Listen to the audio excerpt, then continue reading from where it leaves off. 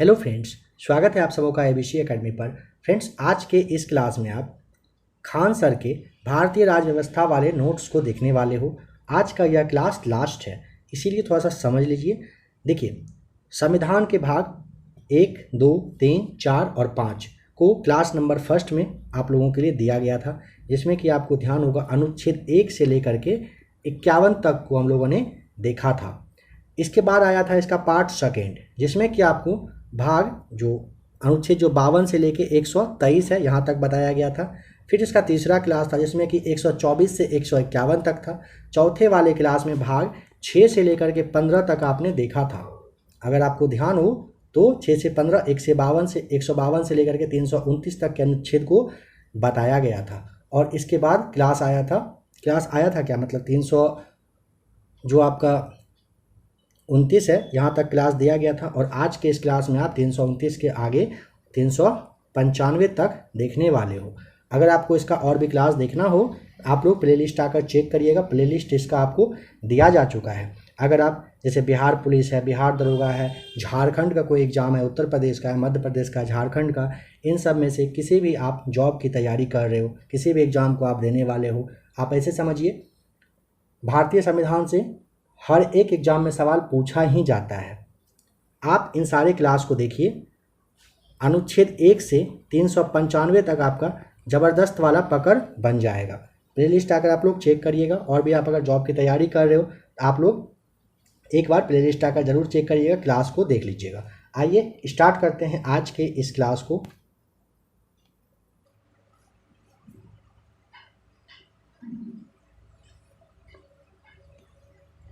कुछ वर्गों के लिए विशेष प्रावधान, अनुच्छेद 330। ध्यान दें, लोकसभा में SC ST के लिए आरक्षण की बात की गई है। अनुच्छेद 330 के तहत लोकसभा में SC और ST के लिए आरक्षण की बात की गई है। 331 में लोकसभा में 2 एंग्लो इंडियन को राष्ट्रपति मनोनीत करेंगे। निरस्त मतलब अब खत्म कर दिया जा चुका है।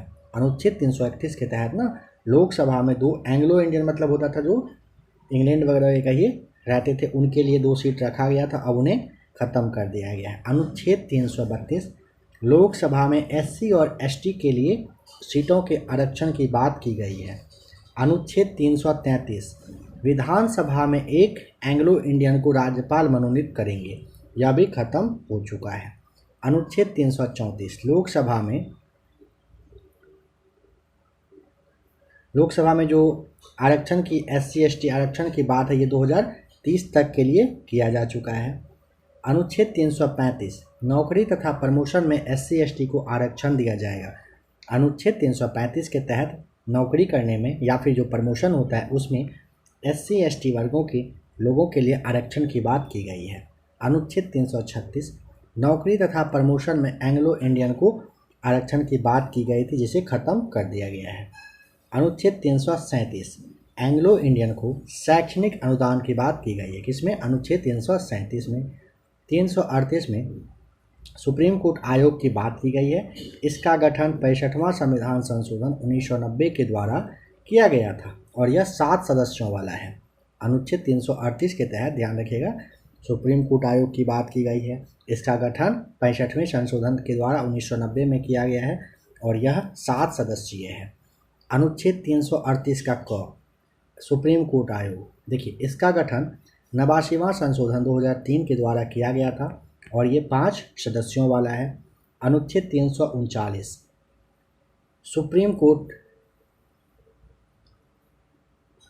कोर्ट तथा जो आपका ST दोनों, अच्छा SC और ST के लिए कह रहे हैं, SC और ST के दोनों के प्रशासन और कल्याण केंद्र का ये कर्तव्य होगा। कल्याण करना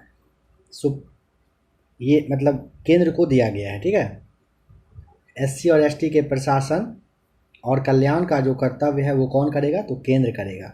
देखिए SC तथा जो ST आयोग है इसके अध्यक्ष की नियुक्ति प्रधानमंत्री के सलाह पर राष्ट्रपति 3 वर्षों के लिए करते हैं। आयोग अपनी रिपोर्ट राष्ट्रपति साहब को सौंपते हैं। आयोग का अध्यक्ष कैबिनेट मंत्री के बराबर की शक्ति रखता है। 340 यह एक वैधानिक निकाय है जिसकी सिफारिश मानने के लिए सरकार बाध्य नहीं है। पहला पिछड़ा वर्ग आयोग के अध्यक्ष का नाम काका कालेलकर थे। दूसरा पिछड़ा वर्ग आयोग 1879 में जनता पार्टी के मोरारजी देसाई ने गठित किए थे। दूसरा वाला पिछड़ा वर्ग, पहला वाला का अध्यक्ष काका कालेलकर थे। दूसरा पिछड़ा वर्ग आयोग अर्थात इसे आप मंडल आयोग के नाम से जानते हो, इन्होंने ओबीसी को 27% आरक्षण देने की बात की थी। मंडल आयोग की सिफारिश को वर्ष 1990 ईस्वी में विश्वनाथ प्रताप सिंह ने लागू कर दिया था।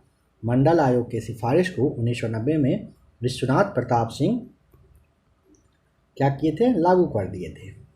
वर्ष 1992 में सुप्रीम कोर्ट ने कहा कि ओबीसी को आरक्षण आर्थिक दृष्टि से पिछड़ा होने पर दिया जाए, अर्थात इकोनॉमिक बैकवर्ड कास्ट यानी कि ईबीसी के आधार पर कहा गया कि सुप्रीम कोर्ट ने कहा कि दीजिए। ठीक है, देखिए काका कालेलकर समिति थे, दूसरा था मंडल आयोग। मोरारजी देसाई के समय समाजवादी पार्टी ने एपी सिंह के तहत ओबीसी के लिए 27% के आरक्षण दे दिया था। अनुच्छेद 341 सुप्रीम कोर्ट कौन कास्ट को एससी तथा एसटी में शामिल किया जाना है, यह राष्ट्रपति का काम है संसद के सलाह पर। अनुच्छेद 342 में एससी के बारे में दिया गया। देखिए ब्रिटिश काल में भारतीयों के जनजातियों को अपराधी घोषित कर दिया था। ब्रिटिश काल में भारत की जनजाति को अपराधी घोषित कर दिया गया था। अंग्रेजों ने इसकी ज़मीनें छीन ली थी। स्वतंत्रता के बाद भारत सरकार ने 31 अगस्त 1952 को, डेट याद रखिए, 31 अगस्त 1952 को इन्हें अपराधी के श्रेणी से हटा दिया, जिस कारण ये जनजाति 31 अगस्त को स्वतंत्र दिवस मनाते हैं।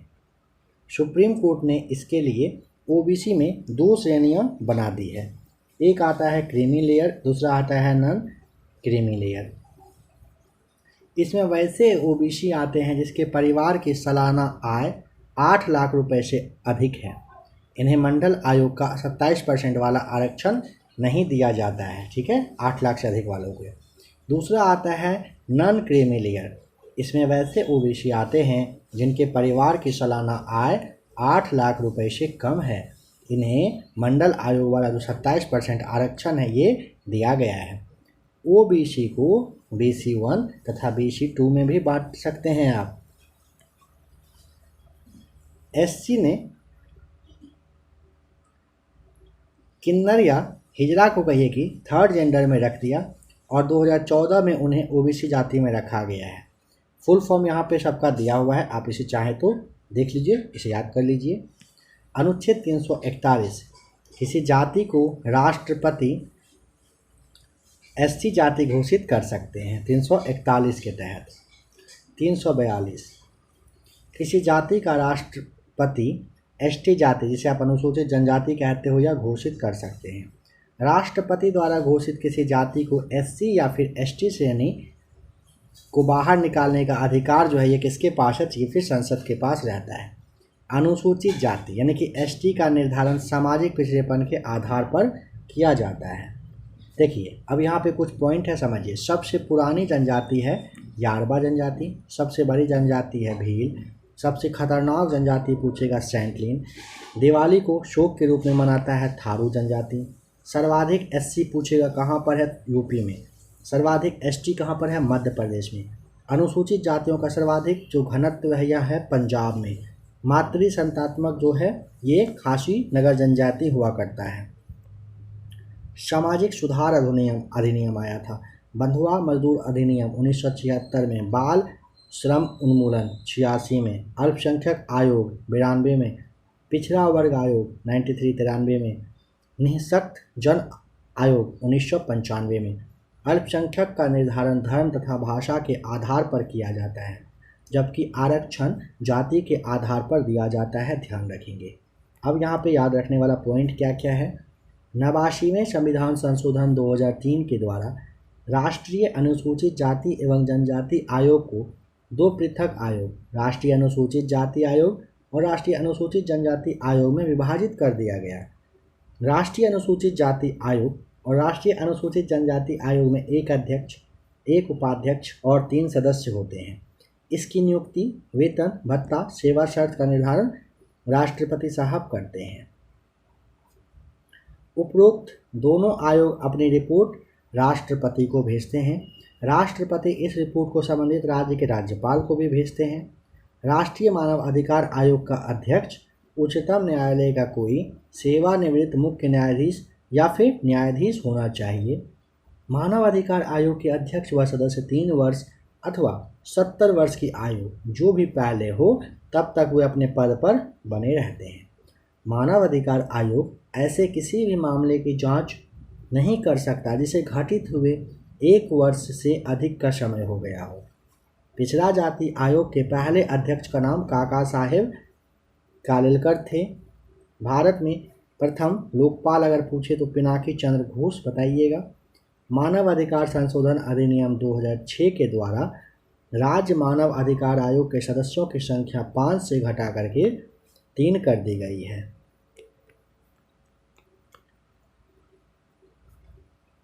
इसी संविधान संशोधन अधिनियम के द्वारा यह भी स्पष्ट किया गया कि राष्ट्रीय या फिर जो राज्य मानव अधिकार आयोग है इसके अध्यक्ष एवं सदस्यों के चयन हेतु गठित चयन समिति में कोई व्यक्ति रिक्ति या अनुपस्थिति हो तो उसका चयन समिति के निर्णय पर कोई प्रभाव नहीं पड़ेगा। लोकपाल और लोकायुक्त की धारणा स्वीडन के ओम्बुड्समैन से प्रभावित है। न्यूजीलैंड के पार्लियामेंट्री कमीशन ऑफ इन्वेस्टिगेशन का भी इन पर प्रभाव देखा जाता है।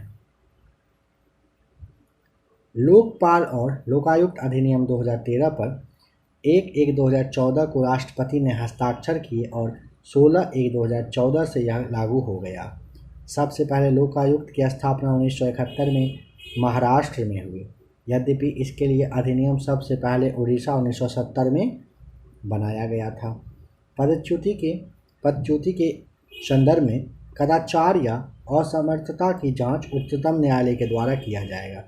जिला फोरम 20 लाख रुपए तक के मामलों की सुनवाई करता है। ध्यान रखें, जहां पर दावा 20 लाख से अधिक और 1 करोड़ से कम का होगा वहां सुनवाई राज्य उपभोक्ता विवाद निवारण आयोग के द्वारा किया जाता है। आइए अब यहाँ से वस्तुनिष्ठ प्रश्न को देखते हैं। वर्तमान में राष्ट्रीय महिला आयोग की प्रमुख कौन है? महिला आयोग रेखा शर्मा होना है, सी राइट आंसर है। पिछड़ा जाति आयोग के पहले सभापति कौन थे? Kaka Saheb Kalelkar, option number B right answer है। कौन सा एक राज्य मानव अधिकार का कार्य नहीं है?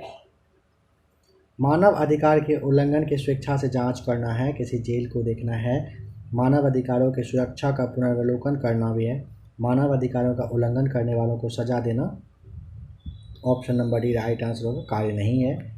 भारत में मानव अधिकार संरक्षण अधिनियम कब लागू हुआ? सही जवाब है ऑप्शन नंबर डी 1993 में। राष्ट्रीय मानव अधिकार आयोग के अध्यक्ष एवं सदस्यों की नियुक्ति समिति में निम्नलिखित में से कौन सदस्य नहीं होता है? राज्यसभा का सभापति नहीं होते हैं, लोकसभा के अध्यक्ष, लोकसभा में विपक्ष के नेता, राज्यसभा में विपक्ष के नेता, ये सभी होते हैं। निम्नलिखित में से कौन संवैधानिक प्राधिकरण नहीं है? राज्य निर्वाचन आयोग है, वित्त आयोग है, जिला पंचायत है, लेकिन राज्य निर्वाचन अधिकारी नहीं होगा, डी राइट आंसर है। बिहार का पहला लोकायुक्त अध्यक्ष का नाम? वासुदेव सोहानी बताइएगा। बिहार का पहला लोकायुक्त अध्यक्ष श्रीधर वासुदेव सोहनी आपको बताना है। अब आते हैं भाग 17 पर। राजभाषा, जिसे आप नेशनल लैंग्वेज कहते हो, इसे आप समझते हैं।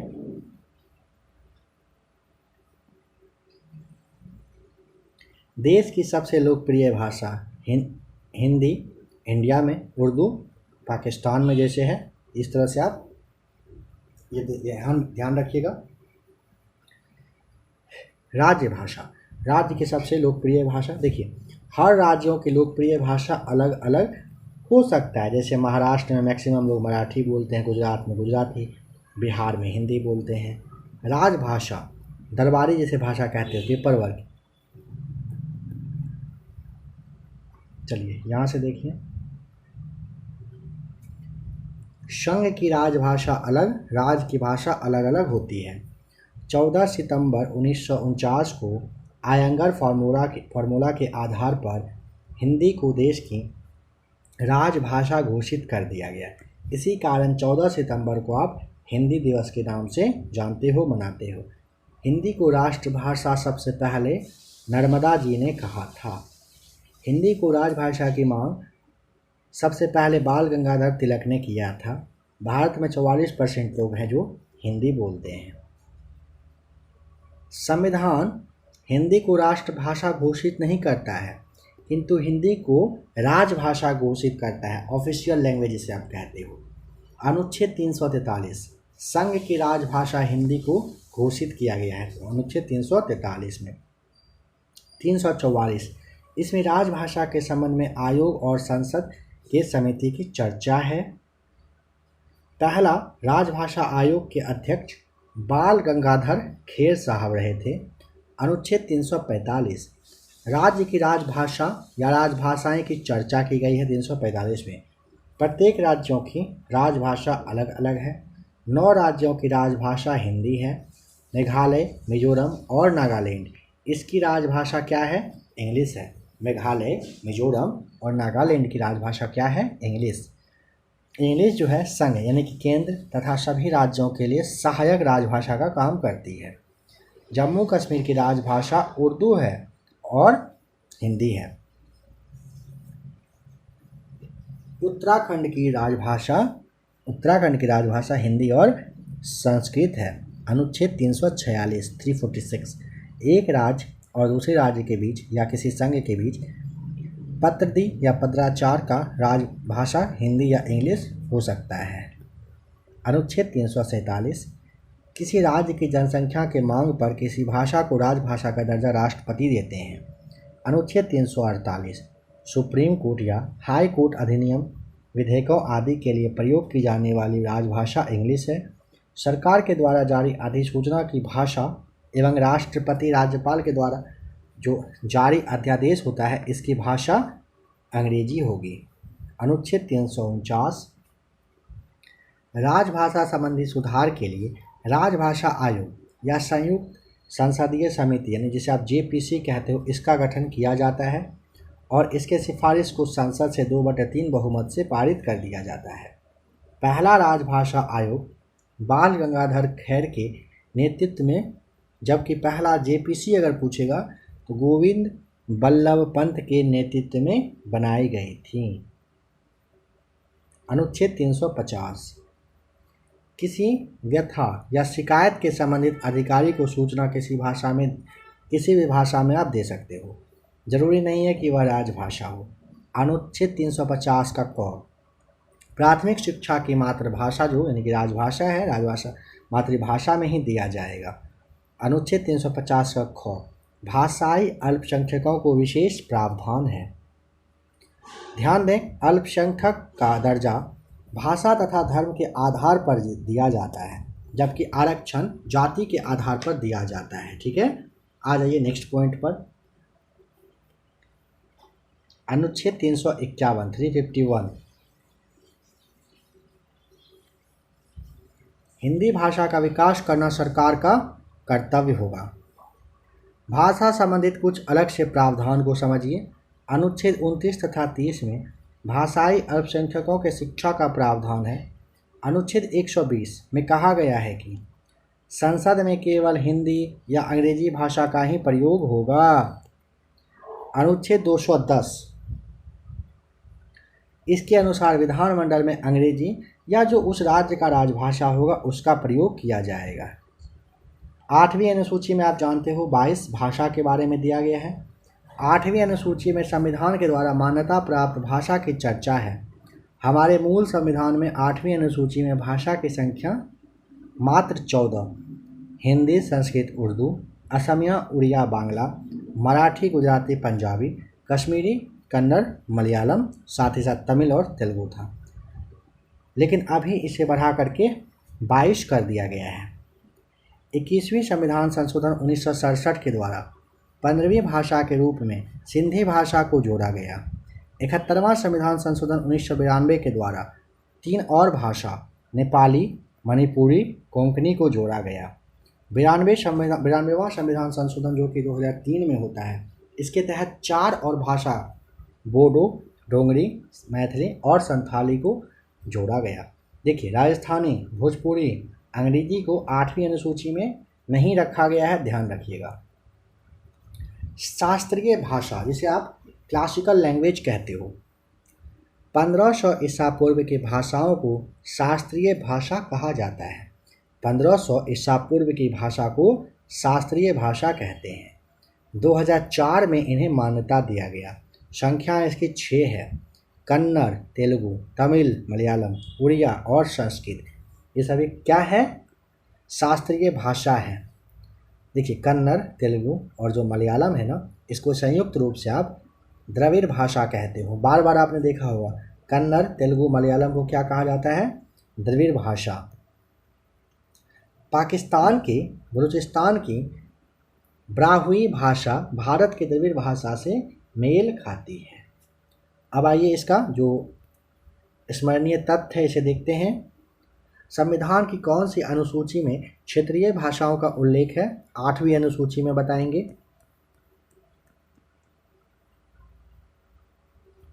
संविधान की 8वीं अनुसूची में सम्मिलित भाषाओं की संख्या 22 है। भारतीय संविधान में किन अनुच्छेदों में राजभाषा संबंधी प्रावधानों का उल्लेख है? तो 343 से 351 तक में भारतीय संविधान में किन अनुच्छेद में राजभाषा संबंधी प्रावधान दिया गया है? 341 से 351 में भारत की राजभाषा है हिंदी। भारतीय संघ की आधिकारिक भाषा के रूप में संविधान के द्वारा किसे मान्यता प्राप्त है? अंग्रेजी को। संविधान के किस अनुच्छेद के अंतर्गत हिंदी को राजभाषा के रूप में दर्जा दिया गया? 343 के आई के रूप में। हिंदी देश की राजभाषा है, लेकिन शासकीय प्रयोजनों के लिए अंग्रेजी भाषा के प्रयोग को कब तक करने की अनुमति प्रदान की गई है? अनिश्चित काल तक के लिए। किसी भाषा को किसी राज्य की राजभाषा के रूप में अंगीकार करने का अधिकार किसके पास है? ये ना राज्य विधानमंडल के पास है। किसी भाषा को किसी राज्य की राजभाषा के रूप में अगर पूछेगा अंगीकार करने का अधिकार किसके पास है, क्या बताएंगे? राज्य विधानमंडल के पास है। किस राज्य ने उर्दू को राजकाज की भाषा के रूप में अंगीकार किया? जम्मू कश्मीर ने। डोगरी भाषा कहाँ पर बोली जाती है? डोगरी बोली जाती है जम्मू कश्मीर में। सिंधी को इस संवैधानिक संशोधन के द्वारा संविधान की 8वीं अनुसूची में जोड़ा गया। ये हो जाएगा 21वें वाले में। सिंधी को कह रहा है किस संविधान संशोधन के द्वारा? 21वें संविधान संशोधन के द्वारा जोड़ा गया था। भारतीय संविधान के अनुच्छेद 344 के तहत प्रथम राजकीय भाषा का गठन कब हुआ था? 1955 में बीजी खेर की अध्यक्षता में हुआ था। 1955 में गठित राजभाषा आयोग के पहले अध्यक्ष बीजी खेर साहब थे। संविधान के किस अनुच्छेद में यह व्यवस्था की गई है कि प्रत्येक राज्य शिक्षा के प्राथमिक स्तर पर मातृभाषा में शिक्षा के पर्याप्त सुविधाओं को उपलब्ध कराने का प्रयास करेगा? तो 350A के तहत। किस संविधान संशोधन के द्वारा भारतीय संविधान की 8वीं अनुसूची में बोडो, डोगरी, संथाली और मैथिली भाषाओं का समावेश किया गया है? 92वें में। भारत के किस राज्य में उर्दू को पहला राजभाषा का दर्जा प्रदान किया गया? जम्मू और कश्मीर में। 8वें परिशिष्ट का संबंध किससे है? भाषा से है। भारतीय संविधान में कितनी भाषाएं क्षेत्रीय भाषाओं के रूप में मान्यता प्राप्त है? 22। भारतीय संविधान की 8वीं अनुसूची में कौन सी भाषा वर्ष 2003 में जोड़ी गई? वह भाषा आप बता देंगे संथाली। बताइए, निम्नलिखित में से कौन सी भाषा संविधान की 8वीं सूची में नहीं है? उर्दू है, नेपाली है, कोंकणी है, भोजपुरी फिलहाल नहीं है। संविधान की 8वीं अनुसूची में संवैधानिक संशोधन के द्वारा निम्न में से कौन सी भाषा जोड़ी गई? सिंधी और कोंकणी बताइएगा। बी और डी राइट आंसर हो जाएगा। नंबर 3, कौन सी भाषा संविधान की 8वीं अनुसूची में शामिल नहीं है? हिंदी है, उर्दू है, संस्कृत है, अंग्रेजी नहीं है। भारतीय संविधान की 8वीं अनुसूची में कौन सी भाषा वर्ष 2003 में जोड़ी गई? Santhali, D right answer. 71वें संविधान संशोधन के द्वारा बताइए 8वीं अनुसूची में कौन सी 3 भाषा जोड़ी गई थी? नेपाली, कोंकणी और मणिपुरी जोड़ा गया था। निम्नलिखित संविधान संशोधन अधिनियम में से किस एक के अंतर्गत भारत के संविधान की 8वीं अनुसूची में 4 भाषाएं जोड़ी गई जिसमें उनकी संख्या बढ़कर 22 हो गई? 92वां संविधान संशोधन में हो गया था। नंबर सी राइट आंसर है। संविधान के किस अनुच्छेद में यह व्यवस्था की गई है कि प्रत्येक राज्य शिक्षा के प्राथमिक स्तर पर मातृभाषा में शिक्षा की पर्याप्त सुविधाओं की व्यवस्था करने का प्रयास करेगा? अनुच्छेद 350 के क में दिया गया है। कौन सी भाषा हमारे संविधान की 8वीं अनुसूची में सम्मिलित नहीं है? गुजराती है, कश्मीरी है, डोगरी है, राजस्थानी नहीं है। किस राज्य ने संस्कृत भाषा को राज्य की दूसरी राजकीय भाषा का दर्जा, अभी आपने देखा था उत्तराखंड ने दिया है। डी राइट आंसर है। निम्नलिखित में से भारत के संविधान में उल्लिखित भाषाओं के बारे में क्या सही है?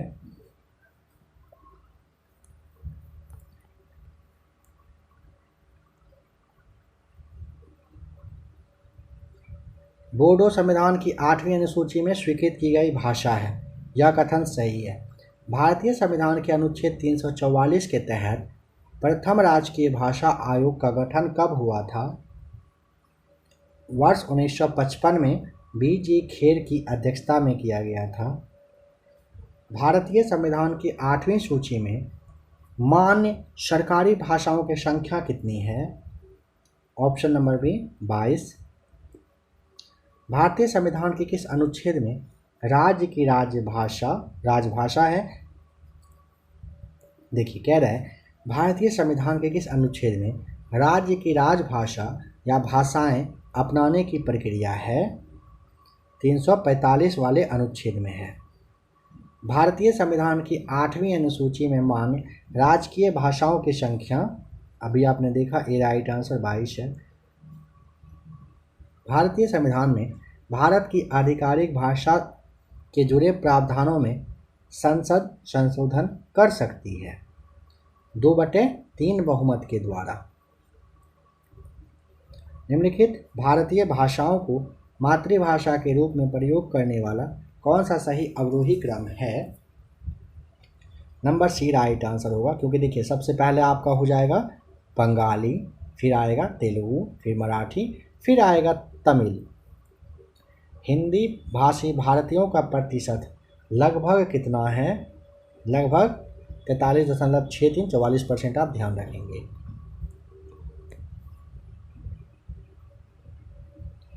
निम्नलिखित में से कौन सी भाषा बलूचिस्तान की है किंतु भाषा शास्त्रीय दृष्टि से द्रविड़ परिवार की है?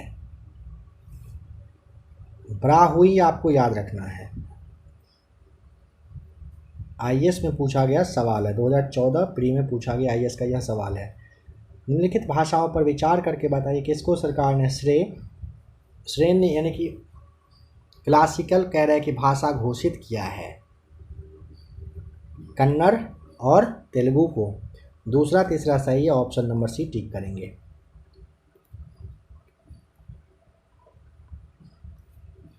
भाग 17 खत्म हो चुका है, अब भाग 18 आपातकालीन उपबंध।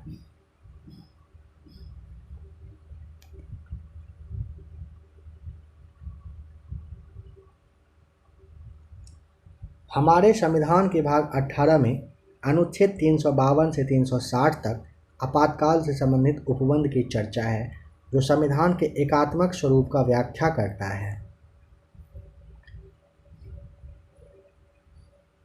हमारे संविधान के द्वारा राष्ट्रपति को 3 प्रकार की आपातकालीन शक्ति है। राष्ट्रीय आपात जो कि 352 में है, राजकीय आपात या फिर राष्ट्रीय शासन कहिए या फिर संवैधानिक आपात कहते हो 356 में है। तीसरा आता है वित्तीय आपात जो कि 360 में है। 3 आपात आपको ध्यान रखना है। राष्ट्रपति विभिन्न प्रकार के आपातकालीन शक्ति का उपयोग मंत्रिमंडल के परामर्श पर करते हैं। राष्ट्रीय आपात हमारे संविधान के अनुच्छेद 352 में कहा गया है कि जब राष्ट्रपति को यह पता चलता है कि संपूर्ण भारत में या भारत के किसी एक भाग में सशस्त्र ने विद्रोह या विदेशी आक्रमण या फिर युद्ध की स्थिति कहिए उत्पन्न हो गए तो राष्ट्रपति आपातकाल की घोषणा कर देंगे। 42वें संविधान संशोधन 1976 के द्वारा राष्ट्रपति को यह अधिकार दिया गया कि वे देश के किसी विशेष भाग में भी राष्ट्रीय आपातकाल लागू कर सकते हैं। हमारे मूल संविधान में आंतरिक अशांति शब्द था जिसे 44वें संविधान संशोधन 1978 के द्वारा प्रतिस्थापित करके सशस्त्र विद्रोह जोड़ दिया गया। राष्ट्रपति के द्वारा राष्ट्रीय आपातकाल की घोषणा केवल मंत्रिमंडल के लिखित सिफारिश पर ही किया जाता है, जिसे 44वें संविधान संशोधन 1978 के द्वारा जोड़ा गया और इस स्थिति में राष्ट्रपति के राष्ट्रीय आपातकाल की शक्ति कहिए या घोषणा कहिए या इसका न्याय समीक्षा कहिए की जांच नहीं किया जा सकता है। राष्ट्रपति यदि राष्ट्रीय आपातकाल की घोषणा विदेशी राष्ट्र के प्रभाव में आकर या अपनी हठधर्मिता के कारण घोषणा कर दे तो उस कंडीशन में उनकी घोषणा का न्यायिक समीक्षा या जांच किया जा सकता है। राष्ट्रीय आपातकाल की घोषणा का अनुमोदन संसद के दोनों सदन के द्वारा 30 दिन के अंदर करना जरूरी होता है। यदि राज्यसभा इसका अनुमोदन कर देती है किंतु लोकसभा के अनुमोदन करने से पहले ही लोकसभा भंग हो जाता है तो उस स्थिति में नवनिर्वाचित लोकसभा की पहली बैठक से 30 दिन के अंदर इसका अनुमोदन करना फिर जरूरी हो जाता है। संसद के दोनों सदन से राष्ट्रीय आपातकाल की उद्घोषणा का अनुमोदन हो जाने के पश्चात इसे एक बार में 6 महीने के लिए लागू किया जा सकता है।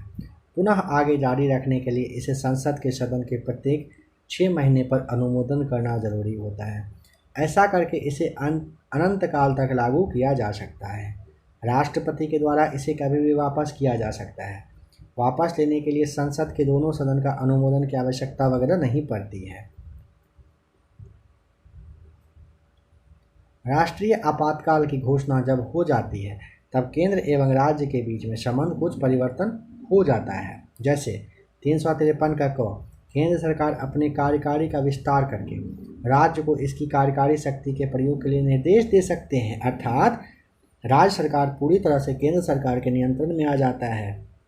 राज्य सरकार का विघटन वगैरह नहीं होता है, यह भी ध्यान रखेंगे। फिर आता है 250 आपका राष्ट्रीय आपातकाल के समय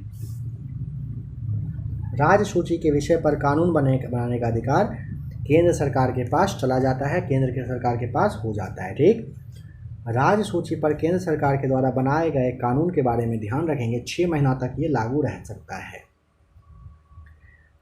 राष्ट्रीय आपातकाल के दौरान केंद्र सरकार एवं राज्य सरकार के बीच विधायी शक्ति का विभाजन निलंबित हो जाता है, मतलब रुक जाता है, अर्थात इस समय केंद्र सरकार का स्वरूप एकात्मक हो जाता है। 354 राष्ट्रीय आपातकाल के दौरान राष्ट्रपति के द्वारा केंद्र सरकार एवं राज्य सरकार के बीच हुए कर यानी कि टैक्स के विभाजन में संशोधन किया जा सकता है। आपातकाल की समाप्ति के पश्चात ही इनके द्वारा किया गया संशोधन तब तक लागू रहेगा जब तक वित्तीय वर्ष चलता रहेगा। अनुच्छेद 83 का 2 राष्ट्रीय आपातकाल के दौरान लोकसभा का कार्यकाल 5 से 6 वर्ष कर दिया जाता है, अर्थात एक बार में लोकसभा का कार्यकाल 1 वर्ष के लिए बढ़ाया जा सकता है और इस तरह लोकसभा का कार्यकाल अनंत काल के लिए बढ़ाया जा सकता है, ध्यान रख लेंगे।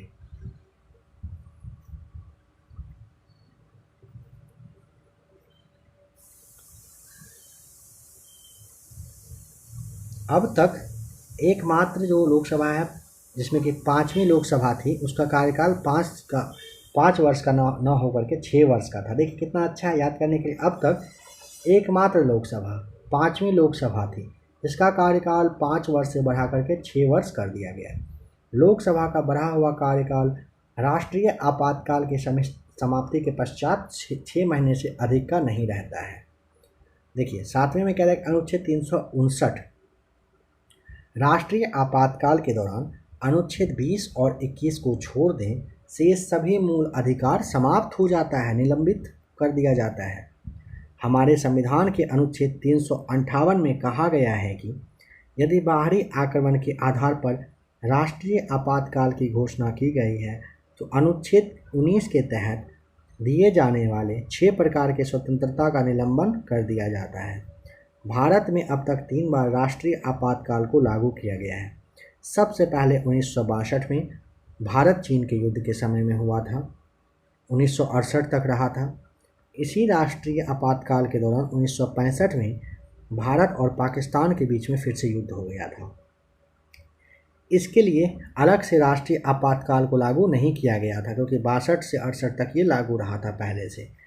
पहले आपातकाल के दौरान भारत के राष्ट्रपति डॉक्टर सर्वपल्ली राधाकृष्णन थे, जबकि पंडित जवाहरलाल नेहरू प्रधानमंत्री थे।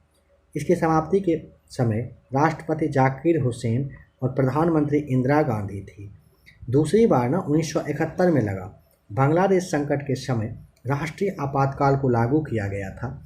यह आपातकाल चल ही रहा था कि तीसरी बार इंदिरा गांधी की सरकार ने अंतरिम अशांति का हवाला देते हुए 1975 में देश में तीसरी बार राष्ट्रपति आपातकाल लागू कर दिया था।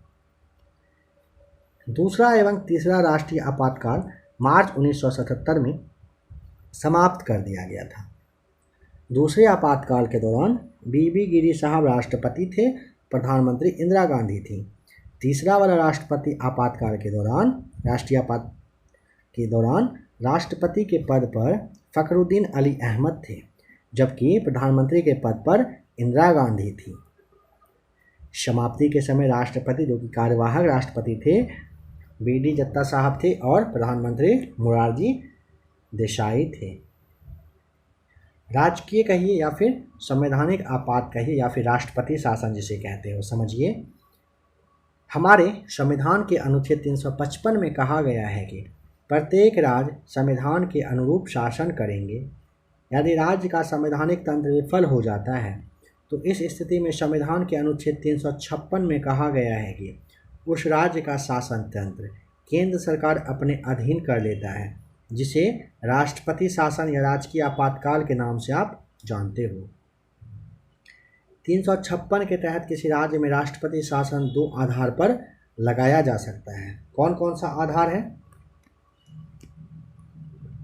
पहला, यदि केंद्र सरकार इस बात से संतुष्ट हो जाता है कि राज्य में संवैधानिक तंत्र विफल हो गया है, अनुच्छेद 355 के तहत, तो राज्य के राज्यपाल को लिखित सिफारिश के आधार पर उस राज्य में राष्ट्रपति शासन लागू कर दिया जाता है।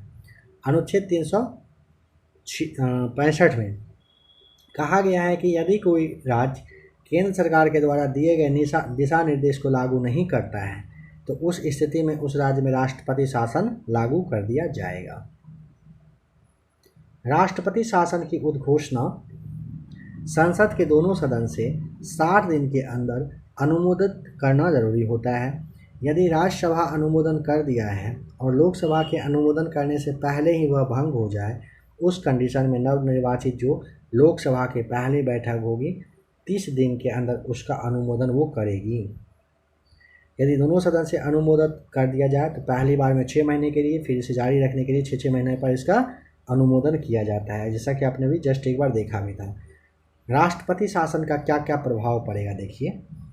राष्ट्रपति शासन के दौरान राज्य सरकार का सभी कार्य राज्यपाल या जो अन्य पदाधिकारी उसके अंतर्गत रहते हैं राज्यपाल के, वो करते हैं।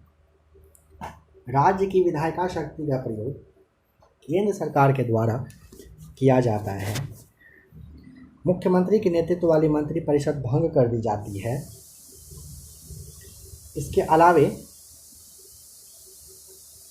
राष्ट्रपति के दिशा निर्देश में राज्यपाल राष्ट्रपति के नाम से राज्य सचिव की सहायता से या राष्ट्रपति के द्वारा नियुक्त किए गए किसी सलाहकारी सदस्य की सहायता से कार्य करने लगते हैं।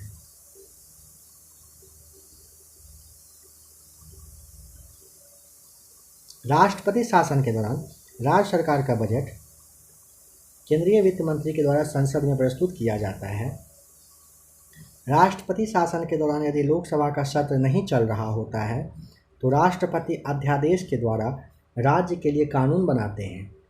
जब लोकसभा का सत्र नहीं चल रहा होता है तो राज्य के संचित निधि से बिना राष्ट्रपति के अनुमोदन से आप धन नहीं निकाल सकते हैं। राष्ट्रपति शासन के दौरान उस राज्य के उच्च न्यायालय के कार्यों पर कोई प्रभाव नहीं पड़ता है। पूरे भारत में सबसे पहले 1951 में पंजाब राज्य में राष्ट्रपति शासन लगाया गया था और अब तक सबसे अधिक बार यूपी और मणिपुर में 10-10 बार राष्ट्रपति शासन लागू किया जा चुका है। राष्ट्रपति शासन के दौरान राज्यपाल राज्य का संवैधानिक एवं वास्तविक दोनों प्रधान बन जाता है। राष्ट्रपति शासन लागू करने की घोषणा या न्यायिक जांच किया जा सकता है।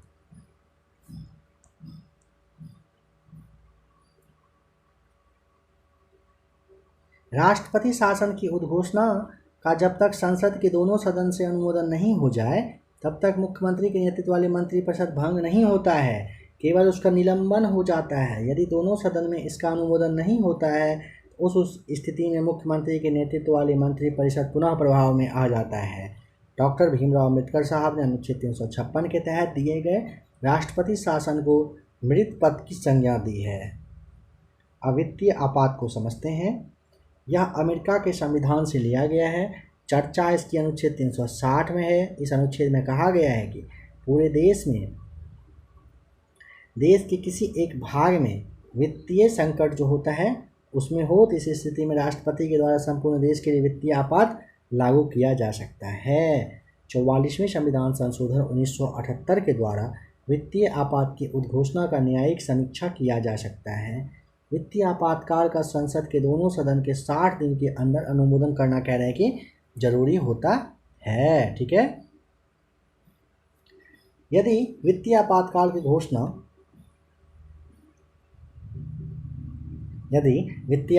की उद्घोषणा का राज्यसभा के द्वारा अनुमोदन कर दिया जाए और लोकसभा के अनुमोदन करने से ही पहले यदि लोकसभा भंग हो जाए तो उस कंडीशन में नवनिर्वाचित लोकसभा की पहली बैठक 30 दिन के अंदर उसका अनुमोदन करना जरूरी होता है और दोनों सदन से अनुमोदन के पश्चात यह तब तक लागू रहता है जब तक इसे वापस नहीं लिया जाता है, अर्थात इसकी अधिकतम सीमा चर्चा नहीं की गई है सीमा की। वित्तीय आपातकाल की उद्घोषणा का अनुमोदन संसद के प्रत्येक सदन में सामान्य बहुमत के द्वारा किया जाता है। वित्तीय आपातकाल का प्रभाव। इस आपातकाल के दौरान राज्य सरकार के सभी वित्तीय शक्ति का नियंत्रण केंद्र सरकार के अधीन हो जाता है। केंद्र सरकार राज्य में कार्यरत किसी भी पदाधिकारी के वेतन भत्ता में कमी कर सकता है। इस आपातकाल के दौरान केंद्र सरकार के किसी भी पदाधिकारी के वेतन एवं भत्ता में राष्ट्रपति के द्वारा कमी किया जा सकता है। भारत में अब तक एक भी बार वित्तीय आपात लागू नहीं हुआ है। वित्तीय आपात के समय राष्ट्रपति को छोड़कर अन्य सभी कर्मचारियों के वेतन काट लिए जाते हैं। अब यह जो है अब तक लागू नहीं हुआ है।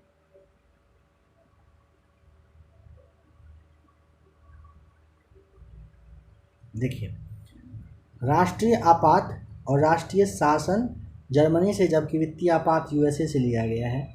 42वें संविधान संशोधन 1976 के द्वारा इंदिरा गांधी ने राष्ट्रीय आपात का दुरुपयोग किया, जबकि 44वें संविधान संशोधन 1978 के द्वारा मोरारजी देसाई ने इस दुरुपयोग को समाप्त कर दिया था।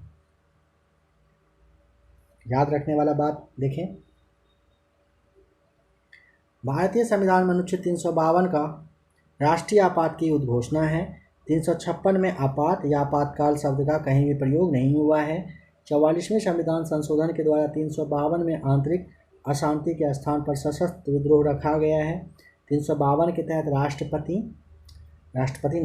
राष्ट्रीय आपात की घोषणा और अनुच्छेद 356 के तहत राष्ट्रपति शासन का सीमित आधार पर न्यायिक पुनरावलोकन संभव है।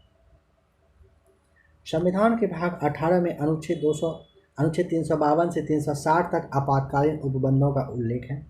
आपात उपबंध जर्मनी के वाइमर संविधान से लिया गया है। चीनी आक्रमण के समय अनुच्छेद 352 की तहत की गई आपातकाल की घोषणा 1962 के समय प्रधानमंत्री जवाहरलाल नेहरू ने व राष्ट्रपति एस राधाकृष्णन थे। दूसरा जो आपातकाल उद्घोषणा मतलब जब कहा गया था, लगाया गया था 1971 में पाकिस्तान द्वारा आक्रमण के समय पर की गई थी। इस समय प्रधानमंत्री इंदिरा गांधी और राष्ट्रपति बीबी गिरी साहब थे। तीसरा वाला आपातकाल 1975 में प्रधानमंत्री श्रीमती इंदिरा गांधी ने बिना मंत्रिमंडल के परामर्श के आंतरिक अशांति के आधार पर राष्ट्रपति फखरुद्दीन अली अहमद से करवाई थी। इस समय दूसरी अधिघोषणा प्रवर्तन में था। 352 के तहत आपातकाल की उद्घोषणा करने के लिए राष्ट्रपति को विधानमंडल की लिखित सूचना आवश्यक है, परंतु वापस लेने के लिए लिखित सूचना की आवश्यकता नहीं होती है।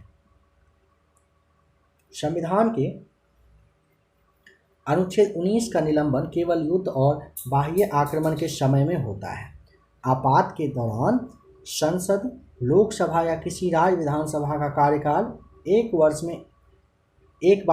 बार में एक वर्ष के लिए बढ़ा सकती है।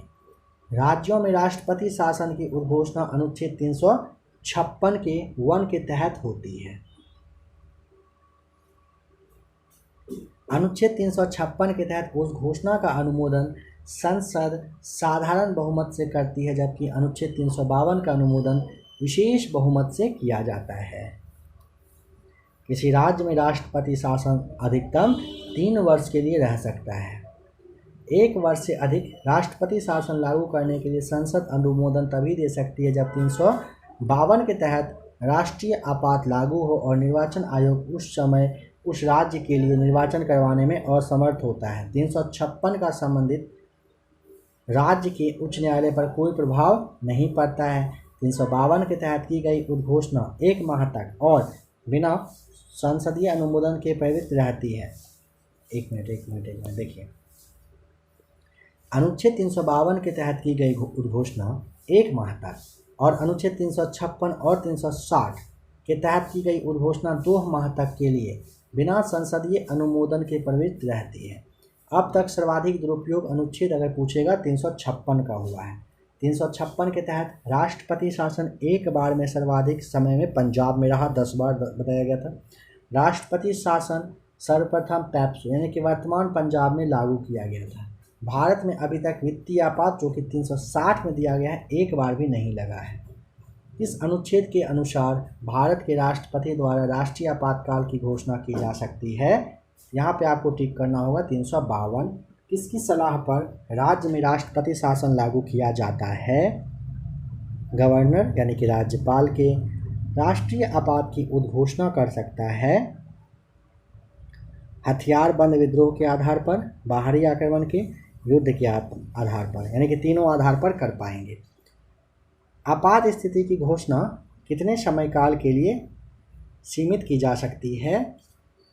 6 महीने के लिए। Option number C right answer. भारतीय संविधान का कौन सा अनुच्छेद राज्यों में संवैधानिक तंत्र के असफल होने की स्थिति में राष्ट्रपति शासन का प्रावधान करता है? अनुच्छेद 356। राज्य में राष्ट्रपति शासन किस अनुच्छेद के तहत लगाया जाता है बताइए? नंबर 6 का राइट आंसर 356 राष्ट्रपति शासन राज्य में। बिहार ईएसआई 2018 का सवाल है और 365 आपको बताना है। Option D.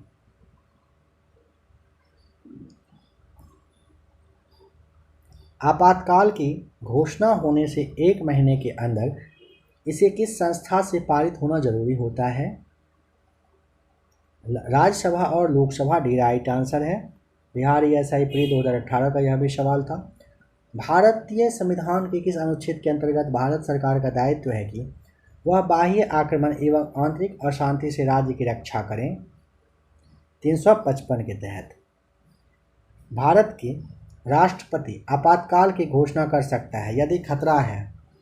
ऑप्शन नंबर सी आपको टिक करना होगा, यदि बाह्य आक्रमण का खतरा हो या फिर युद्ध का खतरा हो। नंबर आपको यहाँ पे सी टिक करना होगा।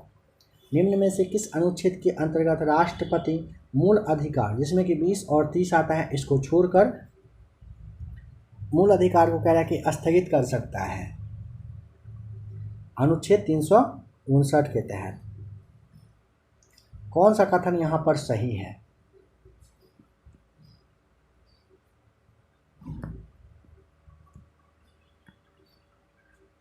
भारत के मूल संविधान में आपात की उद्घोषणा के लिए वर्णित आधार में सशस्त्र विद्रोह की जगह आंतरिक अशांति का उल्लेख था। हाँ, आपात उद्घोषणा के संबंध में राष्ट्रपति की संतुष्टि का वास्तविक अर्थ है कि उसके विवेकाधीन शक्तियों से है, न कि मंत्रिपरिषद की संतुष्टि से। जी नहीं। वर्तमान में भारतीय संविधान में यह प्रावधान है कि राष्ट्रपति की जिस संतुष्टि के आधार पर आपात की उद्घोषणा की जाती है वह न्यायिक पुनरावलोकन के अधीन है। हाँ, यह भी सही है। पहला और तीसरा कथन सत्य है। नंबर 12, अनुच्छेद 352 के तहत घोषित आपात के संबंध में निम्न में से कौन सा कथन करेक्ट सत्य नहीं है?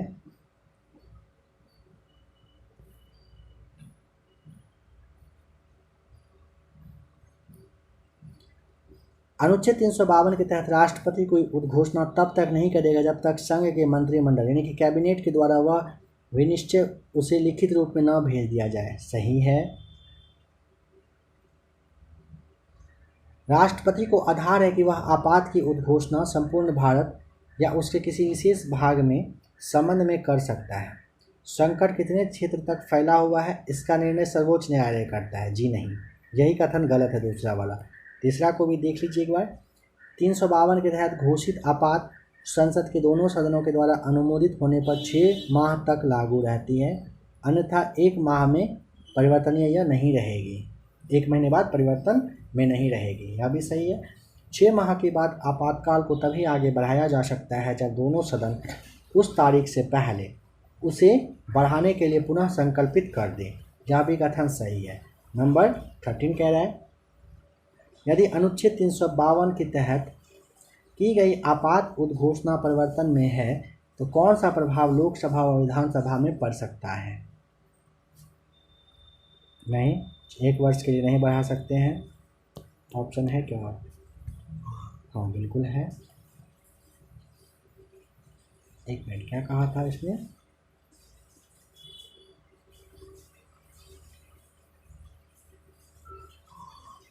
सवाल कहा है,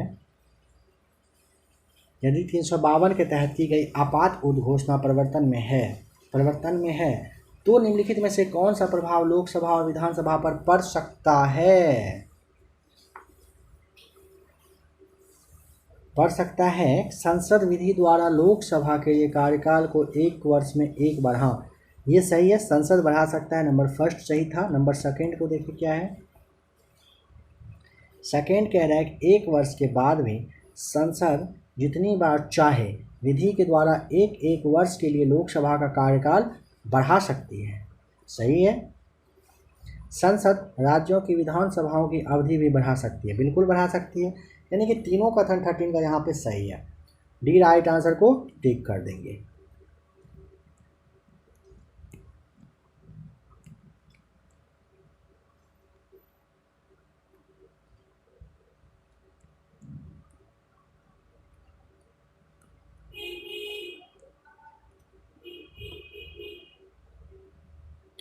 आइए अब देखते हैं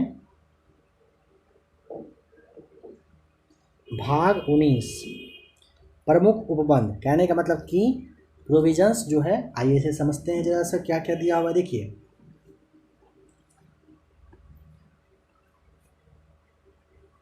अनुच्छेद 361 राष्ट्रपति, राज्यपाल या किसी देश के राष्ट्रीय अध्यक्ष को फौजदारी मुकदमा के लिए न्यायालय का सामना नहीं करना पड़ेगा, अर्थात न्यायालय से संरक्षण मिलेगा। अगर इन्हें सजा हो भी जाता है तो राष्ट्रपति अनुच्छेद 72 के तहत, राज्यपाल अनुच्छेद 161 के तहत, विदेशी राष्ट्रीय अध्यक्षों को वियना संधि के तहत सजा से मुक्त कर सकता है। समझे क्या कह रहा है? फिर से समझिए। 361 राष्ट्रपति, राज्यपाल या किसी देश के राष्ट्रीय अध्यक्ष पर अगर फौजदारी मुकदमा के लिए उसको कह रहा है कि न्यायालय के सामने नहीं जाना पड़ेगा। ठीक है, न्यायालय से उनको संरक्षण प्राप्त है। अगर इन्हें सजा हो भी जाए तो राष्ट्रपति साहब अनुच्छेद 72 के तहत, राज्यपाल साहब 161 के तहत, विदेशी राष्ट्रीय अध्यक्ष को ना वियना संधि एक हुआ था उसके तहत सजा से मुक्त कर देगा। 362 भारतीय राजाओं का विशेष संरक्षण। वर्तमान में तो आप जानते हो राजा वगैरह है नहीं, समाप्त हो चुका है। 363 किसी अंतर्राष्ट्रीय संधि या कसर पर न्यायालय हस्तक्षेप नहीं करेगी। अनुच्छेद 364 कुछ परिभाषाएं दिया गया है इसमें। जैसे एंग्लो इंडियन, जब भारत गुलाम था तो अंग्रेज़ों के संतान जो भारत में पैदा हुए थे, किंतु स्वतंत्रता के बाद अंग्रेज अपने परिवार को छोड़कर वे चले गए, उन्हें एंग्लो इंडियन कहते हैं। ये केवल यूरोपीय देशों पर ही लागू होता है, क्योंकि भारत को गुलाम बनाने वाले सभी देश यूरोप के थे। ये अनुच्छेद 364 की बात है, यहाँ पर ध्यान रख लीजिएगा। उधार, इसे लौटाने के लिए व्यक्ति बाध्यकारी नहीं होता है, इसे भी ध्यान रखेंगे। ऋण यानी कि लोन के बारे में ध्यान रखिए, इसे लौटाने के लिए व्यक्ति बाध्यकारी होता है, ठीक है। शुल्क यानी कि फी, किसी कार्य या सेवा के बदले लिया गया धन शुल्क कहलाता है। कर, बिना कार्य के सरकार द्वारा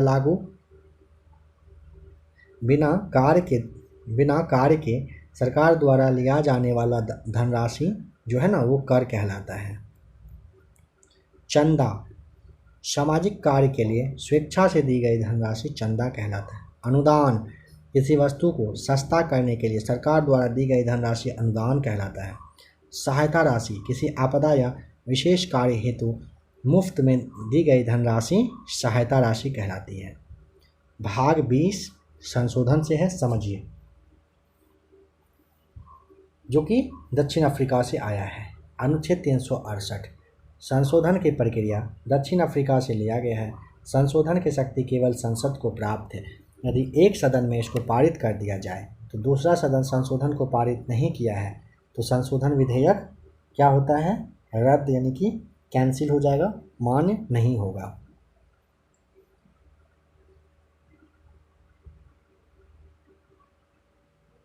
संविधान सभा में अंबेडकर जी ने कहा था कि हमने भारतीय संविधान को इंग्लैंड के सामने लचीला नहीं बनाया, इंग्लैंड के समान लचीला नहीं बनाया और न ही यूएसए के समान कठोर बनाया है।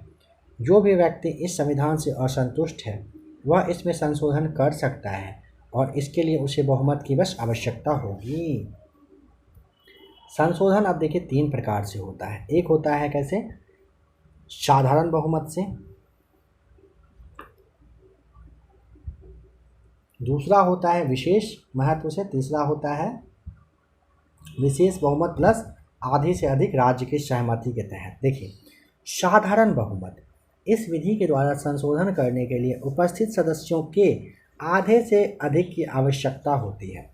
जैसे नए राज्य का पुनर्गठन या राज्य की नाम सीमा में परिवर्तन करना हो, इसके लिए अनुच्छेद 368 के तहत संविधान संशोधन नहीं माना जाएगा, क्योंकि यह मामूली सुधार है। इस पर राष्ट्रपति की हस्ताक्षर नहीं होती है।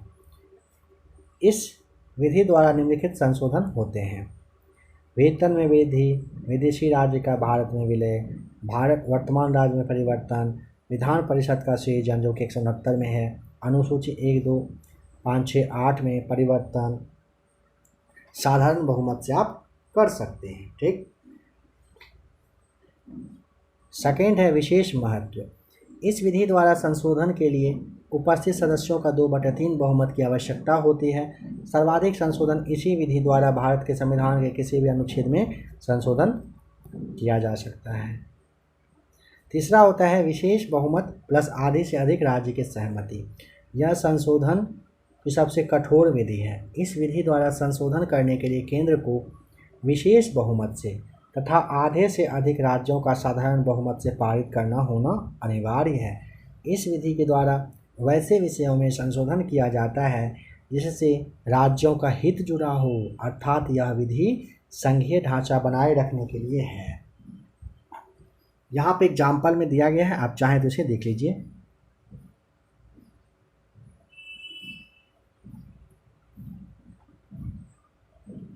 अधिकार से संबंधित कुछ निर्णय। शंकर प्रसाद विवाद, इसमें सुप्रीम कोर्ट ने कहा कि संसद मूल अधिकार के साथ साथ संविधान में कभी भी संशोधन कर सकती है। दूसरा था सज्जन सिंह विवाद, इसमें भी सुप्रीम कोर्ट ने कहा कि संसद मूल अधिकार के साथ साथ संविधान में भी कहीं भी संशोधन कर सकती है। गोलकनाथ विवाद, इसमें 11 जज थे। यह काफ़ी इंपॉर्टेंट है। देखिए, दूसरी सबसे बड़ी संवैधानिक पीठ थी। इसमें सुप्रीम कोर्ट ने कहा कि संसद मूल अधिकार में संशोधन नहीं कर सकती है। केशवानंद भारती वाद आया था। इसमें 13 जज साहब थे। यह सबसे बड़ी संवैधानिक पीठ थी, याद रखिएगा। इसमें कहा गया कि संसद मूल अधिकार में संशोधन कर सकती है, किंतु संविधान का मूल ढांचा प्रभावित नहीं होना चाहिए। 39वां संशोधन 1975 में यह व्यवस्था किया गया कि राष्ट्रपति, उपराष्ट्रपति तथा पीएम के चुनाव में न्यायालय हस्तक्षेप नहीं करेगी, किंतु इसे सुप्रीम कोर्ट ने मूल ढांचा के विपरीत बताकर रद्द कर दिया। उस समय पीएम इंदिरा गांधी थी। 5वां था मिनर्वा मिल। इसमें सुप्रीम कोर्ट ने कहा कि संसद को संशोधन करने की शक्ति सीमित है।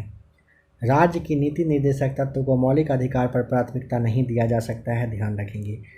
जैसे में 42वां संविधान संशोधन 1976 में कहा गया कि संसद को संशोधन की असीमित शक्ति प्राप्त है, किंतु सुप्रीम कोर्ट ने मिनर्वा मिल का हवाला देकर इसे रद्द कर दिया। किसी संवैधानिक पीठ में कम से कम 5 जज होना चाहिए। केशवानंद भारती में 13 जज और गोलकनाथ में 11 जज थे। नंबर टॉप पे यही कमेटी बना था जांच का। प्रमुख संशोधन, पहला संशोधन हुआ था 1951 में। इसके द्वारा जमींदारी उन्मूलन, ध्यान रखें, इसके द्वारा जमींदारी उन्मूलन तथा भूमि सुधार किया गया था, जिसे 9वीं अनुसूची में जोड़ा गया। पहला संविधान संशोधन 1951 में हुआ था, याद रखिएगा। 7वां संशोधन 1956 में होता है। इसके द्वारा भाषाई आधार पर राज्यों के गठन को संवैधानिक मान्यता दिया गया था। साथ ही यह व्यवस्था किया गया कि एक ही व्यक्ति 2 राज्य के राज्यपाल भी हो सकते हैं। 8वां संशोधन जो कि 1960 में हुआ, इसके द्वारा लोकसभा तथा विधानसभा में SC/ST के सीटों को 1960 से बढ़ाकर 1970 तक कर दिया गया। टाइम पीरियड के बारे में कह रहा है, सीट का जो समय है। 18वां संविधान संशोधन 1966 में होता है। इस संशोधन में यह स्पष्ट किया गया कि राज्य शब्द में केंद्र शासित प्रदेश भी शामिल है। केंद्र को या 2 से अधिक राज्यों एवं केंद्र शासित प्रदेश को मिलाकर पुनर्गठन कर सकता है। शाह आयोग के सिफारिश पर पंजाब का पुनर्गठन हुआ था। 4 जगह है। पंजाबी क्षेत्र की भाषा क्षेत्र के लिए पंजाब, हिंदी भाषा क्षेत्र के लिए हिमाचल, हिमालय पर्वतीय क्षेत्र के लिए हिमाचल, केंद्र शासित प्रदेश के नाम से आप चंडीगढ़ को जानते हो। 35वां संविधान संशोधन 1974 में हुआ था। इसके द्वारा सिक्किम को भारत का सह राज्य बनाया गया था, कह सकते हो आप केंद्र शासित की जैसा। इससे पहले सिक्किम भारत का संरक्षित राज्य था, ठीक है।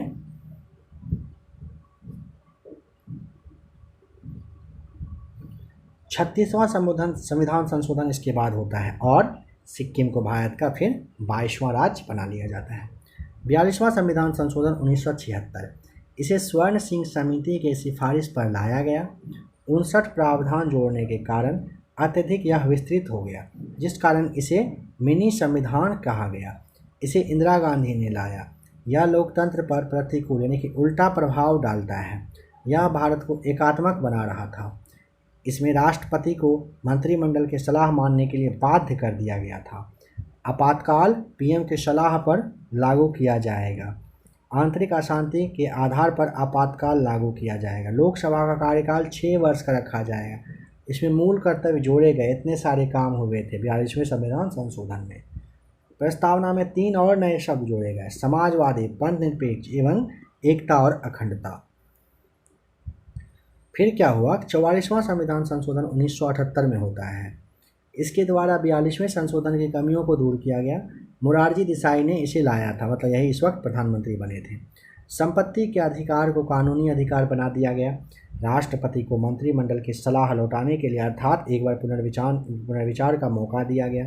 आपातकाल को पीएम के स्थान पर मंत्रिमंडल के सलाह पर किया गया था। आंतरिक अशांति के स्थान पर सशस्त्र विद्रोह जोड़ा गया। लोकसभा का कार्यकाल 6 वर्ष से घटाकर फिर से 5 वर्ष जैसा था वैसा कर दिया गया। कब? 44वें संविधान संशोधन में। 45वां संविधान संशोधन 1980 में हुआ। इसके द्वारा आरक्षण को 1980 से 1990 तक लागू किया गया। मूल संविधान में सीटों का जो आरक्षण है केवल 10 वर्षों के लिए था।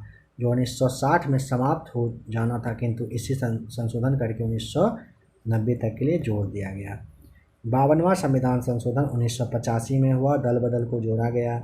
61वें संविधान संशोधन 1989 में मताधिकार की आयु 21 से घटाकर 18 किया गया।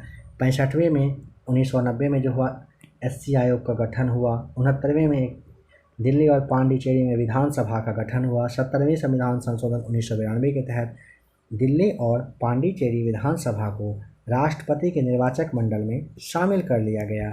73वें संविधान संशोधन 1992 के द्वारा पंचायती राज्य के 11वीं अनुसूची में जोड़ा गया। पंचायती राज्य को 11वीं में और 12वीं में नगर पालिका जोड़ा गया है। अच्छा, दिया हुआ 74वें संविधान संशोधन 1992 में नगर पालिका 12वीं अनुसूची में जोड़ा गया। 86वां संविधान संशोधन 2003 अनुच्छेद 21 के ए के तहत प्रारंभिक शिक्षा का मौलिक अधिकार। 89वें संविधान संशोधन 2003 के तहत SC आयोग का गठन होता है। 100वें संविधान संशोधन 2015 के तहत भारत और बांग्लादेश के बीच भूमि का अदला बदली किया जाता है।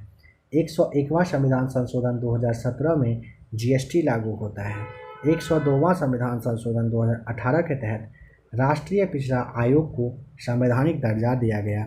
103वें संविधान संशोधन 2019 के तहत सामान्य वर्ग के आर्थिक रूप से पिछड़े लोगों के लिए शैक्षणिक संस्थाओं तथा नियुक्तियों में 10% का आरक्षण दिया गया।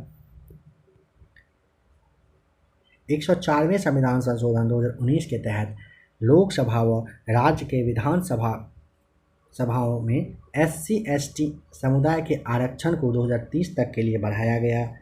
लोकसभा और राज्य की विधानसभाओं में एंग्लो इंडियन की आरक्षित सीटों को हटा दिया गया।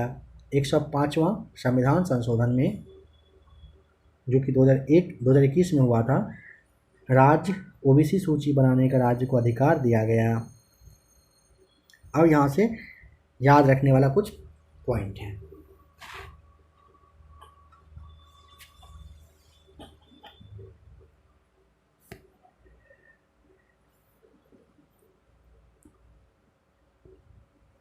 भारत के संविधान में संशोधन की शुरुआत लोकसभा या राज्यसभा के द्वारा की जा सकती है। भारतीय संविधान में पहला संशोधन 1951 में हुआ था। यह संशोधन भूमि सुधार विधियों से संबंधित था। इस संशोधन के द्वारा संविधान में 9वीं अनुसूची जोड़ी गई। 24वें संविधान संशोधन अधिनियम 1971 के पश्चात राष्ट्रपति संविधान संशोधन विधेयक को अनुमति देने के लिए बाध्य है। 36वें संविधान संशोधन के द्वारा सिक्किम को भारतीय संघ का पूर्ण राज्य बना लिया गया था। सबसे पहले गोलकनाथ बनाम पंजाब राज्यवाद में उच्चतम न्यायालय ने संसद को संविधान संशोधन करने की शक्ति दी थी, मतलब सीमित कर दिया था। ठीक है, गोलकनाथ बनाम पंजाब राज्य में उच्चतम न्यायालय ने सबसे पहले भविष्य लक्ष्मी विनिर्णय के सिद्धांत को लागू किया। केशवानंद भारतीवाद की सुनवाई करने वाली पीठ की अध्यक्षता मुख्य न्यायमूर्ति श्री सीकरी ने किया था। 97वां संविधान संशोधन 2001 सहकारी समिति से संबंधित है। देखिए 97वां 97 नंबर का, कितना नंबर है, 97 नंबर का संविधान संशोधन जो कि 2001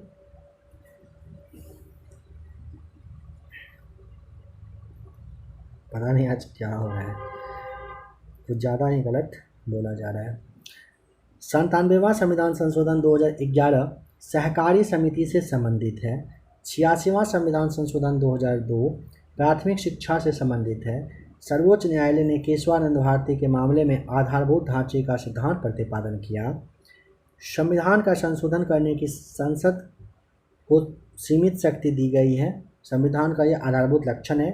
अमेरिका, ऑस्ट्रेलिया और स्विट्जरलैंड के संविधान कठोर स्वरूप के हैं। उपराष्ट्रपति के निर्वाचन प्रक्रिया में साधारण बहुमत से संशोधन संभव नहीं है। वस्तुनिष्ठ प्रश्न, एक नया राज्य बनाने की संवैधानिक संशोधन के लिए कह रहा है कैसा बहुमत चाहिए, कैसा बहुमत चाहिए एक नया राज्य बनाने के लिए। ऑप्शन यहाँ रहा आपके सामने, बताइए। नंबर फर्स्ट साधारण बहुमत चाहिए। किस संविधान संशोधन बिल के द्वारा वोट देने की आयु 21 वर्ष से घटाकर 18 वर्ष कर दिया गया? ऑप्शन नंबर सी 61वें के तहत। निम्नलिखित में से किस संविधान संशोधन अधिनियम को लघु संविधान कहा गया है? 42वें को कहा गया है, 1976 में हुआ था ये वाला। आम चुनाव में मतदान की आयु 21 वर्ष से घटाकर 18 वर्ष कर दिया गया। कब? 61वें संविधान संशोधन के द्वारा। भारतीय संविधान में संशोधन के लिए विधेयक लाया जा सकता है। ऑप्शन नंबर आपको यहाँ पे करना होगा सी टिक,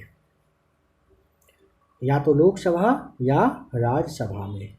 भारतीय संविधान के लिए प्रथम संशोधन विधेयक कब लाया गया था?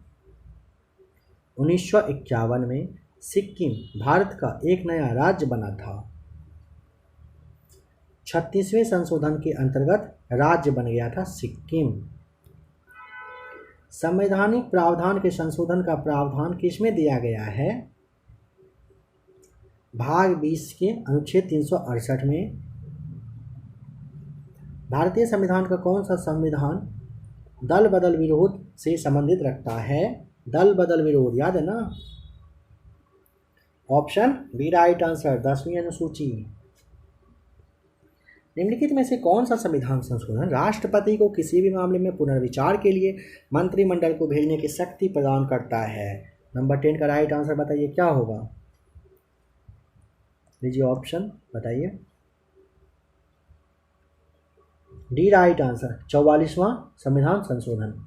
संविधान संशोधन करने के विधेयक को वीटो करने की राष्ट्रपति की शक्ति सहमति देनी होगी। शब्द से स्थानापन्न करके किस संशोधन द्वारा छीन लिया गया? 24वें संशोधन के द्वारा। निम्नलिखित में से किस एक संवैधानिक संशोधन के द्वारा मिजोरम को राज्य का दर्जा मिला? अच्छा क्वेश्चन है, बताइए मिजोरम को। ऑप्शन नंबर डी, मिजोरम को 53वें संविधान संशोधन के तहत राज्य का दर्जा दिया गया था। एक संविधान संशोधन विधेयक को संसद के दोनों सदनों से विशेष बहुमत द्वारा पारित किया जाता है। यहाँ विशेष बहुमत से क्या आशय है?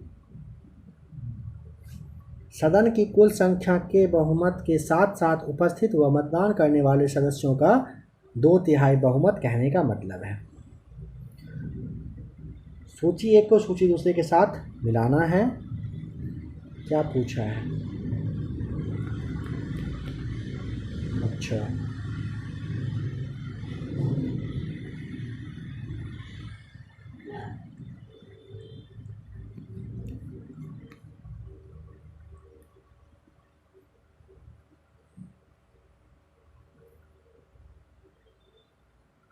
दोनों को याद कर लीजिए।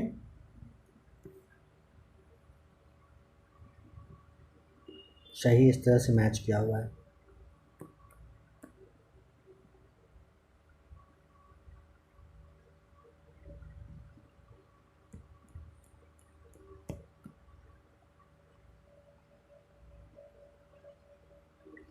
चलिए, शायद इसे देखने में प्रॉब्लम हो रहा होगा आपको समझने में भी।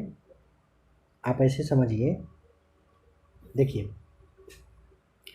कह रहा है कि यदि अनुच्छेद 368 का प्रयोग करते हुए संविधान अधिनियम पारित संशोधन तो वह अनुच्छेद 13 के 2 के अधीन विधि नहीं माना जाएगा। ये ना कह रहा है कि किसके तहत, कौन से वाले मतलब वाद के तहत ऐसा हुआ था। इसके लिए आपको क्या बताना होगा? इसके लिए आप बता सकते हैं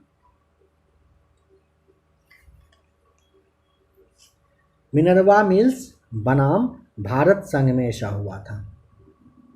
ठीक, ए का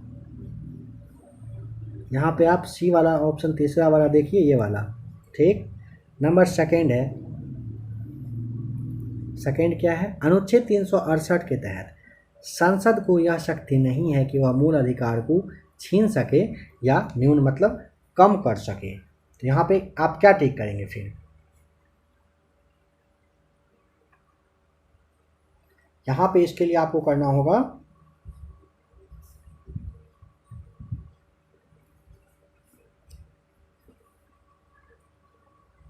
शंकरी प्रसाद बनाम भारत संघ। ठीक। नंबर सी को देखिए, कह रहा है ये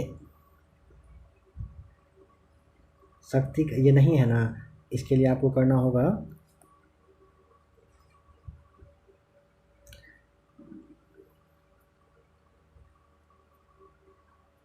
देखिए इसे ना एक बार फिर से देखिए, ठीक है। खुद भी बताने में प्रॉब्लम नहीं है, पता नहीं आज के इस क्लास को रिकॉर्ड करने के टाइम क्या प्रॉब्लम हो रहा है। देखने आपने देखा होगा काफ़ी बार, काफ़ी कुछ था जो गलत बताया जा रहा था, फिर कोशिश किया गया बार बार सही करने का, पढ़ने में भी प्रॉब्लम हो रहा था। देखिए एक बार अच्छे से समझिए, फाइनली इस बार अच्छे से समझाया जाएगा। देखिए, यदि अनुच्छेद 368 का प्रयोग करते हुए संविधान अधिनियम पारित संशोधन हो तो वह अनुच्छेद 13(2) के अधीन विधि नहीं माना जाएगा। यह कहाँ पर आपको मिलेगा? तो यह मिलेगा शंकरी प्रसाद बनाम भारत संघ में। समझ गए? एकदम सही है, याद करिए अब इसे। आइए अब सेकंड को देखते हैं। सेकंड क्या कह रहा है? यदि अनुच्छेद 368 के तहत यदि नहीं मतलब संसद को अनुच्छेद 368 के तहत यह शक्ति नहीं है कि वह मूल अधिकार को छीन सके या कम कर सके। इसके लिए आपको ये गोरखनाथ बनाम पंजाब राज्य है ना, इसके तहत ये हुआ था। ठीक है, आशा है कि इस दोनों को आपने समझ लिया। अब आइए नंबर सी को देखिए। संसद संविधान का संशोधन करके संविधान के आधारभूत ढांचे का उल्लंघन या अतिक्रमण नहीं कर सकता है, बिल्कुल नहीं कर सकता है। केशवानंदन भारती बनाम केरल राज्यवाद में यह सुप्रीम कोर्ट के द्वारा कहा गया है। और लास्ट वाला तो आप समझ ही गए होंगे, है ना। संविधान संशोधन की सीमित शक्ति संविधान के आधारभूत ढांचे का हिस्सा है, मिनर्वा मिल्स बनाम भारत संघ के तहत। आशा है इस बार आप अच्छे से समझ गए होंगे। कभी कभी होता है बताने में समझाने में खुद का ही लैंग्वेज अटक जाता है। नंबर 15 को देखिए। भारतीय संविधान में संशोधन की प्रक्रिया के संबंध में सही तथ्य कौन कौन से हैं बता दीजिए। क्या क्या यहाँ पर आपको सही दिख रहा है बताइए।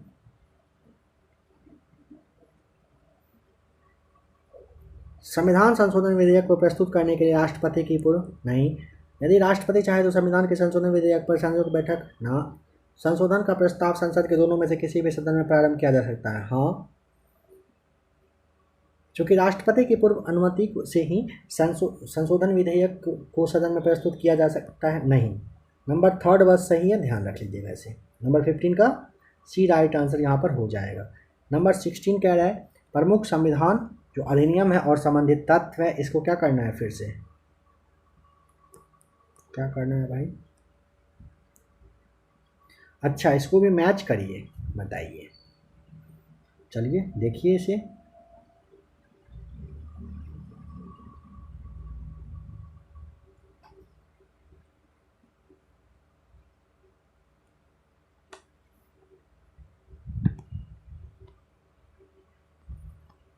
देखिए यहाँ पे ऑप्शन तो फिलहाल आपको नहीं दिख रहा है, बट आपको बता दिया जा रहा है, आप इसे समझ लीजिए अच्छे से।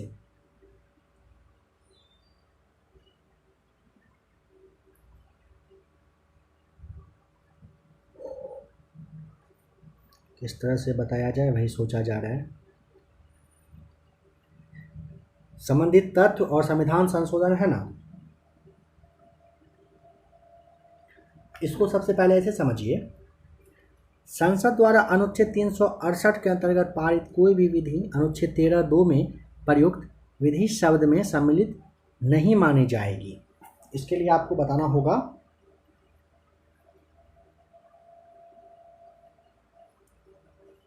24वां संविधान संशोधन अधिनियम 1971 के तहत ये आया था। ठीक, 24वां संविधान संशोधन अधिनियम 1971 के तहत आया था, सही है। लघु संविधान की संज्ञा किसे दी गई है?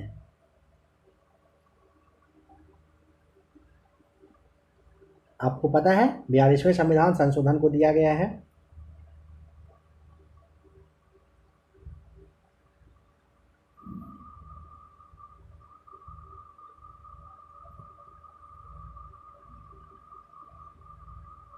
चलिए इसको रहने दीजिए, ठीक है, बहुत ज़्यादा माथा ख़राब करने वाला है।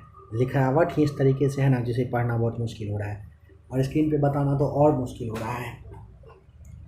भाग 21 और 22 को अब फाइनली समझिए। भाग 21 अनुच्छेद 369 से 392 पे चलिए। कुछ सवाल तो इतना ज़्यादा मतलब कहिए कि इरिटेटिंग वाला होता है, इसका जवाब ही नहीं है।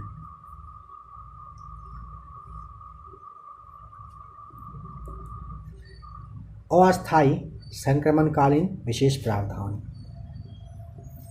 अनुच्छेद 369 राज्य सूची के विषय में संसद 1 वर्ष के लिए आपातकाल के दौरान कानून बना सकती है। अनुच्छेद 370 से संबंधित है जम्मू कश्मीर, है भी। 26 अक्टूबर 1947 को जम्मू कश्मीर भारत का अंग बना था। 26 अक्टूबर 1947। 26 जनवरी 1957 को जम्मू कश्मीर का संविधान पारित हुआ था। कब? 26 जनवरी 1957, 57 को। जम्मू कश्मीर के राज्यपाल को सदर-ए-रियासत कहा जाता है। 1965 के बाद उसे राज्यपाल कहा जाने लगा है। जम्मू कश्मीर विधानसभा का कार्यकाल 6 वर्षों का होता था, अब 5 वर्षों का होगा। जम्मू कश्मीर विधानसभा 2 महिला सदस्य को मनोनीत कर सकता था। जम्मू कश्मीर में आरटीआई, आरबीआई तथा नीति निर्देशक तत्व लागू नहीं होते थे। जम्मू कश्मीर में संपत्ति का अधिकार मूल अधिकार था और यहाँ दोहरी नागरिकता थी। जम्मू कश्मीर के अस्थायी नागरिकों को विशेष छूट दी जाती थी। कोई व्यक्ति अस्थायी नागरिक है या नहीं, इसका निर्धारण जम्मू कश्मीर विधानसभा अनुच्छेद 35A के तहत करती थी। भारतीय संसद के द्वारा बनाया गया विधि जो रक्षा, दूरसंचार एवं विदेशी मामलों को छोड़कर जम्मू कश्मीर में अब तक लागू नहीं होता था, अब वहाँ के विधानमंडल से ये स्वीकार नहीं करता है। जम्मू कश्मीर की सीमाएं तब तक भारत की सीमाएं समझी जाएगी जब तक कि भारतीय संविधान में 370A है। इसी कारण संसद ने भी 370A नहीं हटाई है। अनुच्छेद 371 महाराष्ट्र, गुजरात।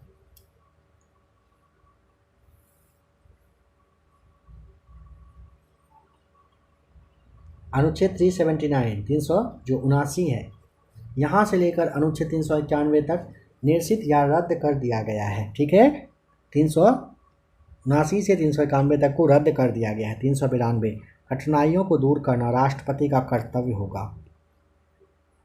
आ जाइए अब भाग 22 पर। संक्षिप्त नाम अनुच्छेद 393। इस विधि यानी कि पुस्तक का संक्षिप्त नाम भारत का संविधान है। 394 के तहत इसमें संविधान के लागू होने की तिथि की चर्चा है। संविधान यानी कि 26 नवंबर 1949 को बन गया, लेकिन 26 जनवरी 1950 को लागू हुआ। ठीक, 26 नवंबर 1949 को ही संविधान के 16 अनुच्छेदों को लागू किया गया था, जो कि इस प्रकार हैं। देख लीजिए कौन कौन सा अनुच्छेद। अनुच्छेद 394A इसे 58वें संविधान संशोधन 1987 के द्वारा जोड़ा गया। इसके तहत राष्ट्रपति की अनुमति से मूल संविधान जो अंग्रेजी में था इसे हिंदी में अनुवाद किया गया। 394A के तहत 395 में इस संविधान के लागू होते ही 26 जनवरी 1950 यानी कि इस संविधान के लागू होते ही इससे पहले के सभी अधिनियम 1919 वाला था, 9 वाला था, 35 वाला था, ये सब रद्द हो गया। स्मरणीय तथ्य में आप ध्यान रखें, भारतीय राजनीति में जाति की भूमिका राष्ट्रीय स्तर पर उतनी नहीं है जितनी स्थानीय और राज्य स्तरीय राजनीति में है। जाति और राजनीति का संबंध स्थैतिक न होकर गतिशील होता है। मुसलमानों के आर्थिक एवं सामाजिक पिछड़ापन के आकलन के लिए भारत सरकार ने स्ट्रक्चर कमेटी का गठन किया था। केंद्र सरकार ने पृथक तेलंगाना राज्य की मांग की समीक्षा के लिए वर्ष 2010 में उच्चतम न्यायालय के अवकाश प्राप्त न्यायाधीश BN कृष्णा की अध्यक्षता में एक 5 सदस्यीय समिति गठित की थी। प्रोफेसर रजनी कोठारी की प्रसिद्ध पुस्तक पॉलिटिक्स इन इंडिया भारत के राजनीतिक एवं क्षेत्रवाद को जानने के लिए महत्वपूर्ण स्रोत है। 1 मार्च 2014 को राष्ट्रपति से स्वीकृति मिलने के बाद 2 जून 2014 को एक पृथक राज्य जो कि तेलंगाना है बनकर तैयार हुआ। वर्तमान में उत्तर प्रदेश में पूर्वांचल, हरित प्रदेश एवं बुंदेलखंड, महाराष्ट्र में विदर्भ, गुजरात में सौराष्ट्र, असम में बोडोलैंड तथा पश्चिम बंगाल में गोरखालैंड के गठन की मांग हो रही है। वर्तमान में भारतीय संविधान के 8वीं अनुसूची में 22 भाषाओं को मान्यता प्राप्त किया गया है। भारतीय संविधान में कितनी भाषाएं क्षेत्रीय भाषाओं के रूप में मान्यता प्राप्त है, क्या बताइएगा? देखा था अभी आपने ना, 22 डी राइट आंसर। निम्नलिखित कथन पर विचार करके बताइए क्या सही है। भारतीय राजनीति में जाति की भूमिका राष्ट्रीय स्तर पर सर्वाधिक है। जी नहीं। धर्म एवं संप्रदाय भारतीय राजनीति को प्रभावित करते हैं। हाँ। जाति और राजनीति का संबंध स्थैतिक ना होकर गतिशील है। बिल्कुल। दूसरा तीसरा कथन यहाँ पर सही है। प्रसिद्ध पुस्तक नाम है पॉलिटिक्स इन इंडिया के लेखक का नाम प्रोफेसर रजनी कोठारी। प्रोफेसर रजनी कोठारी के द्वारा पॉलिटिक्स इन इंडिया पुस्तक लिखा गया है। दिए गए कथन पर विचार करके बताइए सही उत्तर क्या है। कह रहा है, अच्छा इस तरह से है कोट वाला ऑप्शन में।